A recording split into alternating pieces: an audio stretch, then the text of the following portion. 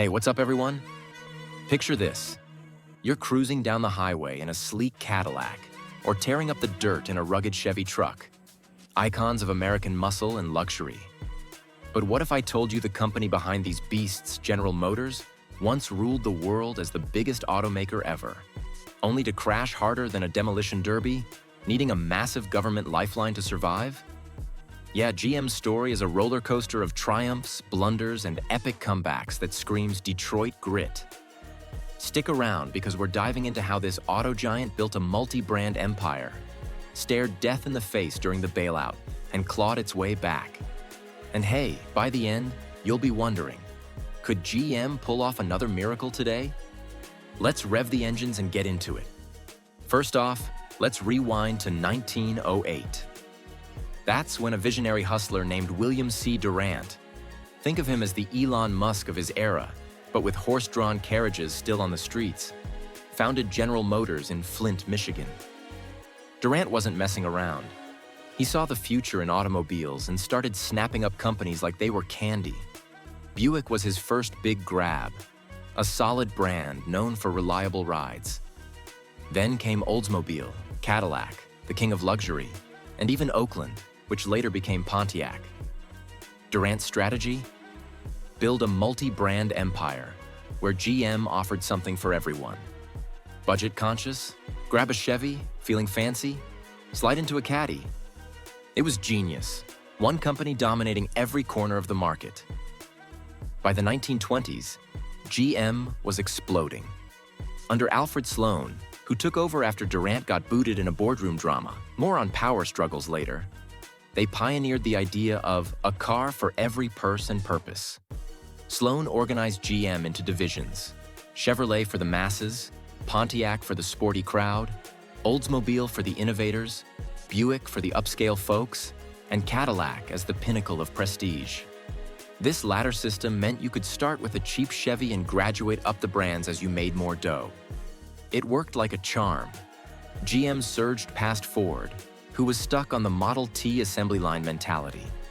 By the 1950s, GM controlled over 50% of the US market, employing hundreds of thousands and symbolizing the American dream.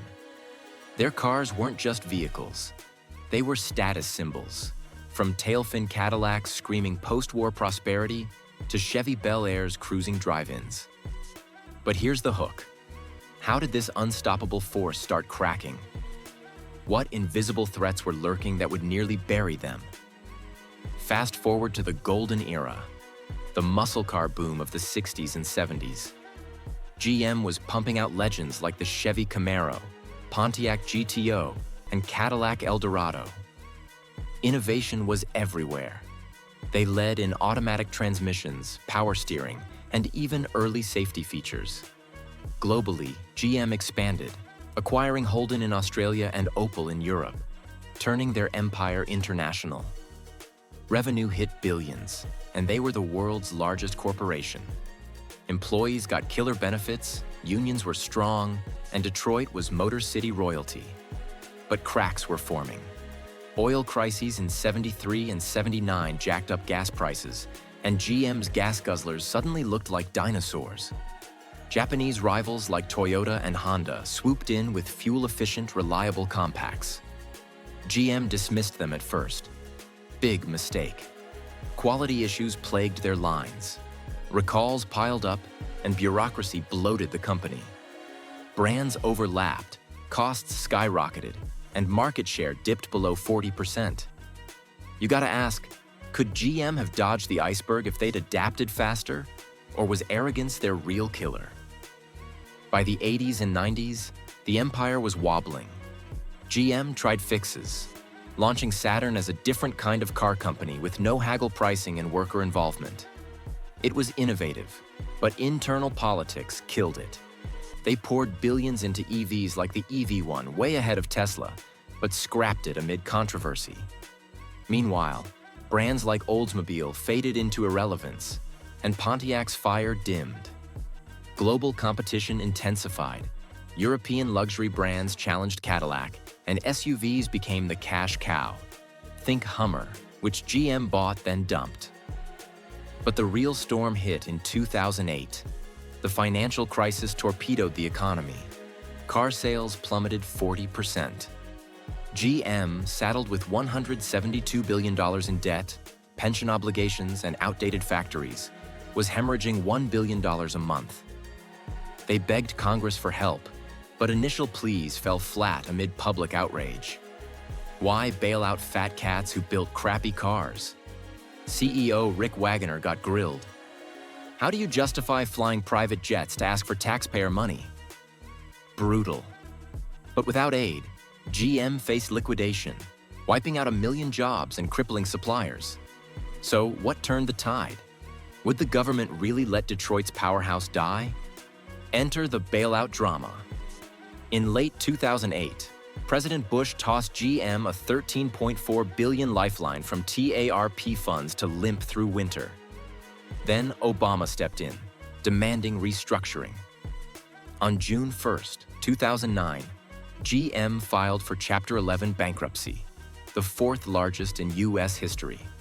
The feds pumped in $50 billion total, taking a 61% stake. It was controversial. Critics screamed socialism, while supporters argued it saved the auto industry. GM emerged in just 40 days as New GM, leaner, meaner. They axed brands like Pontiac, Saturn, Hummer, and Saab, closed 14 plants, cut 20,000 jobs, and renegotiated union deals. Cadillac and Chevy became core focuses, with Buick surviving thanks to China demand. Mary Barra, rising through ranks, became CEO in 2014 and steered the ship. She bet big on EVs, autonomy via cruise, and SUVs. By 2013, GM repaid loans, went public again, and posted profits. Today, they're pushing Ultium batteries in models like the electric Hummer. Full circle. But was the bailout worth it? Jobs saved, 1.2 million. Economy boost, massive. Yet lingering questions. Did it reward failure or prove resilience? Looking back, GM's saga teaches killer business lessons. Diversify smartly. Their multi-brand setup was brilliant until overlap killed efficiency. Adapt or die. Ignoring fuel efficiency and quality nearly did them in. And leadership matters. Durant's vision built it. Sloan's structure scaled it. Barra's focus revived it. In a world of Tesla and Rivian, GM's investing $35 billion in EVs by 2025, aiming for all-electric by 2035. But challenges loom. Supply chain woes, chip shortages, and union strikes. Recent buzz even whispers GM could falter again amid EV transitions. So, is Detroit's powerhouse unbreakable, or just one crisis away from another bailout? Whew, what a ride. GM went from garage startup to global titan, near collapse to comeback king. If this fired you up about business resilience, smash that like button, subscribe for more epic company stories, and drop a comment. What's your favorite GM brand? Chevy for the everyday hero, Cadillac for luxury vibes, or something else? Let me know below, and I'll see you in the next one. Peace.